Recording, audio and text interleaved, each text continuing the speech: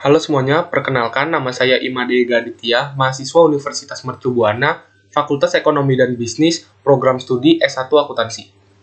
Pada kesempatan kali ini, saya akan mempresentasikan PowerPoint saya berjudul Peran Otonomi Daerah dalam Pertumbuhan Ekonomi Indonesia dan Pengaruhnya dalam Menghadapi Globalisasi. Apa itu otonomi daerah? Otonomi daerah adalah hak, wewenang, dan kewajiban daerah untuk mengatur dan mengurus rumah tangganya sendiri sesuai dengan peraturan perundang-undangan yang berlaku. Sejarahnya dimulai dari lahirnya UU Nomor 1 Tahun 1945. Dalam undang-undang ini ditetapkan 3 jenis daerah otonom, yaitu Kresidenan, Kabupaten, dan Kota. Lalu tidak berlangsung lama, UU ini kemudian diganti dengan UU Nomor 22 Tahun 1948 yang berfokus pada pengaturan tentang susunan pemerintahan daerah yang demokratis. Dalam UU ini ditetapkan 2 jenis daerah otonom, yaitu daerah otonom biasa dan daerah otonom istimewa, serta 3 tingkatan daerah yaitu provinsi, kabupaten, dan desa. Tujuan otonomi daerah ini menurut Undang-Undang Nomor 32 Tahun 2004 ada 3, yaitu meningkatkan pelayanan umum, meningkatkan kesejahteraan masyarakat, dan meningkatkan daya saing daerah. Lalu ada prinsip otonomi daerah. Poin penting yang juga perlu diketahui adalah prinsip otonomi daerah. Kebijakan otonomi daerah menganut prinsip yang nyata. Hal itu disesuaikan dengan situasi dan kondisi yang objektif pada suatu daerah. Berikut adalah prinsip-prinsip. 1. Prinsip kesatuan. Otonomi daerah fokus terhadap kesejahteraan masyarakat lokal. 2. Prinsip nyata. Pemberian wewenang kepada daerah ini adalah sebagai bentuk nyata dari usaha pemerintah untuk memberikan hak dan kewajiban kepada daerah untuk berperan aktif mengatur aktivitas pemerintahan dan pembangunannya sendiri. 3. Prinsip penyebaran. Pemerintah memberikan kesempatan kepada daerah untuk aktif dalam mengembangkan daerahnya masing-masing. 4. Prinsip bertanggung jawab. Pemerintah diharuskan untuk fokus pada sistem penyelenggaraan otonomi.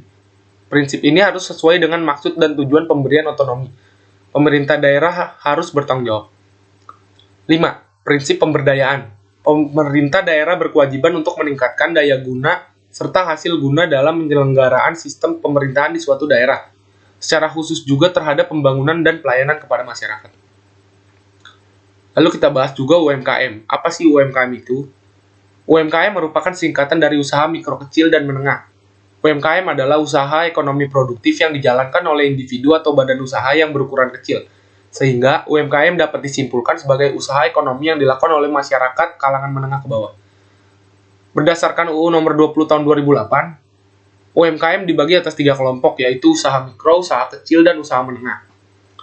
Usaha mikro adalah usaha yang dimiliki oleh badan usaha atau perorangan, memiliki kekayaan bersih 50 juta rupiah, selain tanah dan bangunan, dan hasil penjualan tahunannya tidak melebihi 300 juta. 2. Usaha kecil dimiliki oleh badan usaha atau perorangan, kekayaan bersih dimulai dari 50 juta rupiah sampai 500 juta rupiah, selain tanah dan bangunan tempat usaha.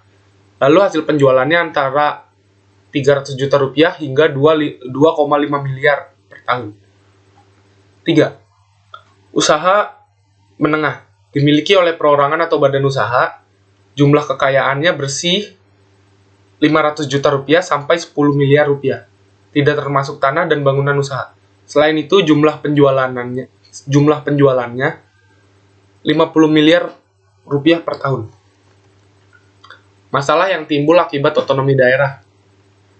Permasalahan otonomi daerah ada 4 yang saya tahu. 1. Eksploitasi pendapatan daerah, kinerja yang sering berkesinambungan, memerlukan anggaran yang besar, dan kepala daerah yang kurang bijaksana. Lalu ada permasalahan pada UMKM yang biasa kita jumpai, yaitu tidak memiliki surat izin usaha, tidak memiliki pengetahuan yang luas mengenai bisnis, belum tahu cara mengembangkan bisnis, dan tidak melakukan branding. Kebijakan yang ditetapkan pemerintah pusat untuk otonomi daerah. Berdasarkan UU Nomor 32 Tahun 2004 tentang pemerintahan daerah, bahwa dalam menyelenggarakan otonomi daerah mempunyai hak, yaitu mengatur dan mengurus sendiri urusan pemerintahannya, memilih pemimpin daerah, mengelola aparatur daerah, mengelola kekayaan daerah, memungut pajak daerah, dan retribusi daerah. Lalu upaya apa yang harus dilakukan pemerintah pusat untuk mengatasi masalah otonomi daerah? Menurut saya, pemerintah harus pertama membuat master plan pembangunan nasional untuk membuat sinergi pembangunan di daerah, agar menjadi landasan pembangunan di daerah dan membuat pemerataan pembangunan antar daerah. 2. Melakukan pembatasan anggaran kampanye. Karena menurut penelitian, korupsi yang dilakukan kepala daerah adalah akibat pemilihan umum yang berbiaya tinggi. Akibatnya, kepala daerah jadi melakukan korupsi. 3. Melakukan pengawasan perda agar sinergi dan tidak menyimpang dengan peraturan di atasnya yang lebih tinggi. 4. Melarang anggota keluarga kepala daerah untuk maju dalam pemilihan daerah, untuk mencegah pembentukan dinasti politik.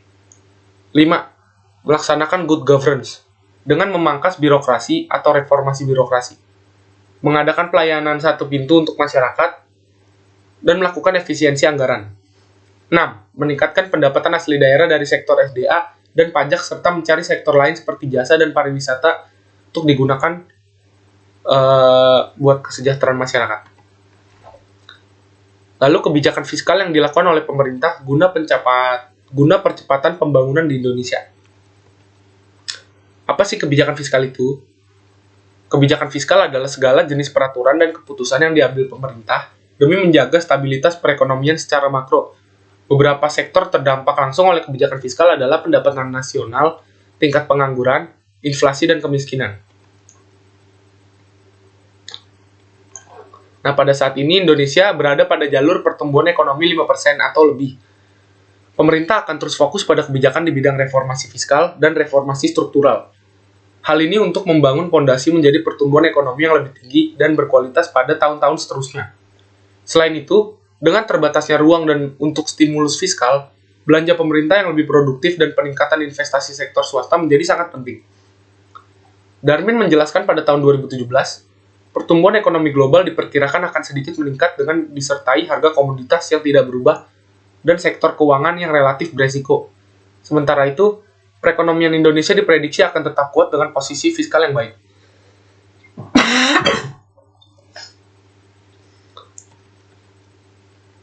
Paket kebijakan ekonomi.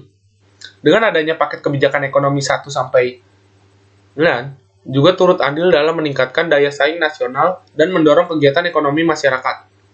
Total regulasi pokok yang dideregulasi pada paket kebijakan ekonomi tahap 1-13 sebanyak 204 regulasi. Sedangkan total regulasi turunan atau teknis yang dideregulasi pada paket kebijakan ekonomi tahap 1-13 sebanyak 26 regulasi. Proyek strategis nasional atau PSN Indonesia sentris berupa 225 proyek dan 1 program kelistrikan yang terbesar di seluruh Indonesia. Pemerintah juga telah menunjukkan komitmennya dengan mengembangkan proyek pipeline untuk mendorong pembangunan infrastruktur, didukung dengan beberapa kebijakan yang mempermudah investasi infrastruktur lainnya. Hubungan kebijakan percepatan pembangunan bagi peran Indonesia dalam menghadapi globalisasi ekonomi.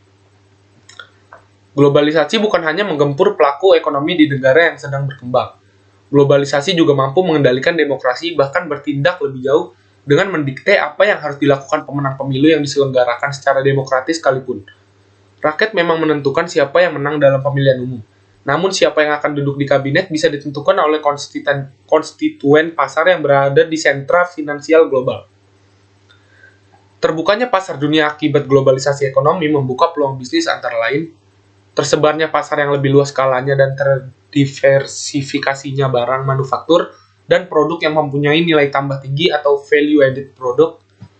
2. Terjadi relokasi industri manufaktur dari negara industri maju ke negara-negara yang sedang berkembang dengan upah buruh yang lebih murah.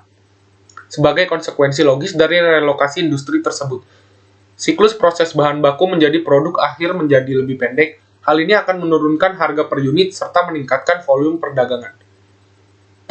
Lalu yang ketiga, tersedianya sumber pendanaan yang dapat diperoleh dengan biaya yang lebih murah atau bunga.